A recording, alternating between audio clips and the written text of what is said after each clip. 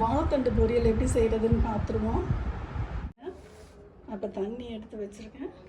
இந்த வாழைத்தண்டு தான் நம்ம இப்போ நறுக்க போகிறோம். இவ்வளோ வாழைத்தண்டு எங்களுக்கு செல்லாது, அதனால் இந்த அளவு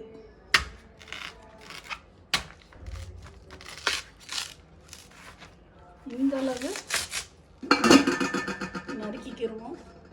இப்போ இதெல்லாம் வந்து சோறு, இந்த மாதிரி பொம்மன், இந்த மாதிரி ஒரு வேக்கம் இருக்குல்ல, இந்த வேக்கம் இருக்கிற ஏரியா வந்து வேஸ்ட்டு. இது வந்து நம்ம நறுக்கக்கூடாது, அதை பூரா எடுத்து போட்டுறணும். இந்த மாதிரி எடுத்து போட்டுட்டு இந்த தூர் வந்து அழுக்காக இருந்துச்சுன்னா அதை கட் பண்ணி போட்டுருங்க. இந்த மாதிரி இப்போ இந்த மாதிரி பாலிஷ்டாக இருக்குல்ல இந்த சர்ஃபேஸு, இதையும் எடுத்துருங்க. லைட்டாக இந்த பாலிஷாக இருக்கிற சர்ஃபேஸை வந்து எடுத்து விட்டுருங்க. எடுத்துகிட்டு காமிக்கிறேன். இதை சுற்றி இருந்த அந்த பாலிஷ்டு ஏரியாவை நம்ம எடுத்துட்டோம். இது வந்து கொஞ்சம் சொரச்சொரன்னு இருக்கிற ஏரியா. இப்போ இதை எப்படி நறுக்கிறதுன்னு பார்த்துருவோம். இப்போ ஃபஸ்ட்டு இப்படி எடுக்க இப்போ வந்து இது வந்து ஃபஸ்ட்டு அழுக்காக இருக்குது, இது எடுத்துடலாம். இந்த மாதிரி வர்றதெல்லாம் எடுத்து போட்டுருங்க. இப்போ நெக்ஸ்ட்டு ஒரு ரவுண்டு இந்த மாதிரி நறுக்குறீங்கல்ல, இந்த இடத்துல வந்து இந்த மாதிரி ஒரு இது வரும். இதை வந்து கையில் இப்படி சுற்றி எடுத்துடணும். எடுத்து போட்டுறணும். அடுத்து இன்னொரு ரவுண்டு இந்த மாதிரி வரும். இந்த நாரை வந்து இப்படி எடுத்து போட்டுட்டு இப்போ இந்த போர்ஷன் இருக்குல்ல, இதை வந்து இப்படி கட் பண்ணணும் பொடியாக. இந்த மாதிரி வச்சுட்டு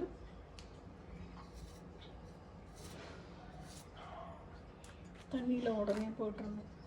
நீங்கள் மோர்னாலும் ஊற்றிக்கிடலாம். நான் வந்து பொரிக்கும் போது மோர் ஊற்றிக்கிடுவோம். இப்போ சும்மா அந்த தண்ணியில் அரிய போடுறேன். இந்த மாதிரி நீங்கள் எல்லாத்தையும் இது நான் நறுக்கிட்டு காமிக்கிறேன். எல்லாம் நான் தண்ணி ஊற்றிருக்கேன். இந்த வாழைத்தண்டு வந்து இல்லை போட்டுடலாம். நான் கொஞ்சம்தான் நான் வந்து போட்டிருக்கேன்.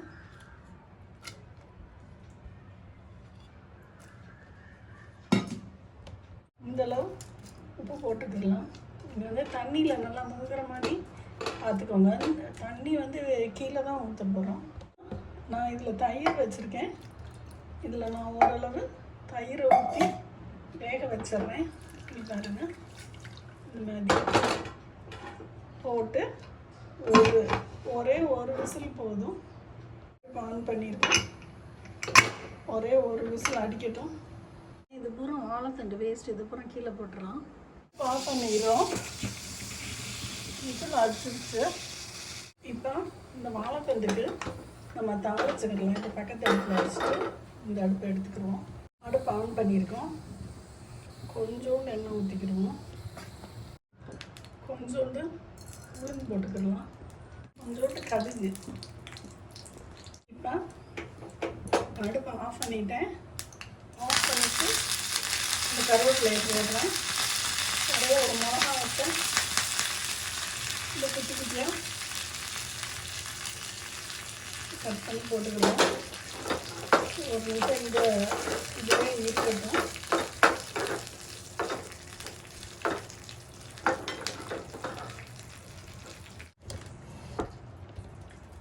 இப்போ நம்ம திறந்து பார்ப்போம்.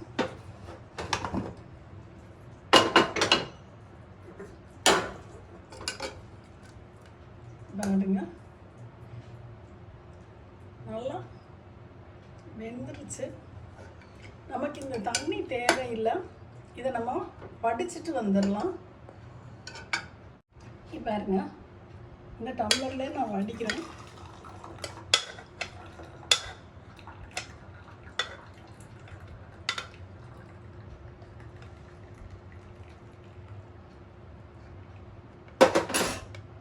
அவ்வளோதான், நமக்கு இந்த தண்ணி தேவையில்லை. வேணும்னா நீங்கள் குடிக்கலாங்க.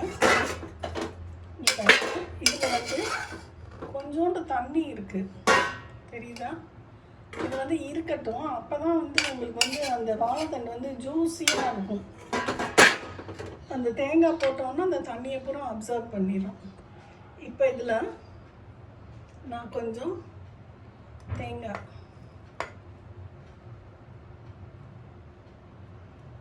போட்டுக்கிறேன். தேங்காய் போட்டுட்டு அடுப்பு ஆன் பண்ணிக்கிடுவோம். கொஞ்சம் அந்த தேங்காய் வதங்கட்டும். கொஞ்சோண்டு அந்த தண்ணி பத்தலைன்னா நம்ம அந்த வடித்து வச்ச தண்ணி கொஞ்சம் ஊற்றிக்கிடலாம். அந்த தேங்காய் வந்து ஏன்னா ரொம்ப நேரம் வச்சுருந்தா கெட்டுரும்ல, கொஞ்சம் வதங்கினா தான் நல்லாயிருக்கும். ஒரு நிமிஷம் சிம்மில் இருக்கட்டும். நீங்கள் வந்து கொஞ்சம் தண்ணியாக கொஞ்சம் ஜூஸியாக வேணும்னு ஃபீல் பண்ணிங்கன்னா கொஞ்சோண்டு இந்த தண்ணி நீங்கள் ஊற்றிக்கிடலாம். அது வந்து கொஞ்சம் ஈரப்பதமாகவே இருக்கும் சாப்பிட்ற வரைக்கும். அப்போ தான் உங்களுக்கு வந்து நல்லா ஜூஸியாக நல்லாயிருக்கும். கொஞ்சம் ஊற்றிக்கோங்க. ஒரு நிமிஷம் அந்த தேங்காய் வந்து இதாகட்டும். நம்ம இந்த கடுகு உளுந்து மிளகாய்த்தூள் நீங்கள் வெங்காயம் வேணால் சேர்த்துக்கலாம். இதுக்கு தேவையில்லை, ஏன்னா வாழைத்தண்டே வெங்காயமாக தான் இருக்கும்.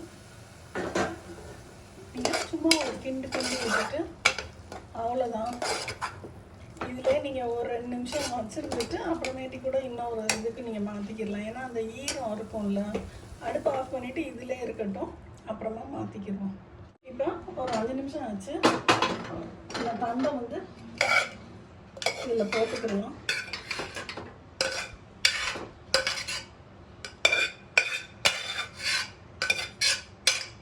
செம்ம ஜூஸியான தண்டு பொரியல் ரெடி. நீங்கள் தண்ணி வேணும்னா நீங்கள் வந்து கொஞ்சம் ஆட் பண்ணி அந்த தேங்காயோட கொஞ்சம் கொதிக்க வச்சுக்கோங்க.